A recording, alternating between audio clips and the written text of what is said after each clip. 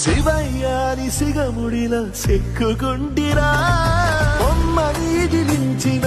కసురుతు కదిలించిన శూలముతో పొడిచిన పాములు కనిపించిన నిన్నొదిలితే నా పేరిక తిన్నడే కాదురా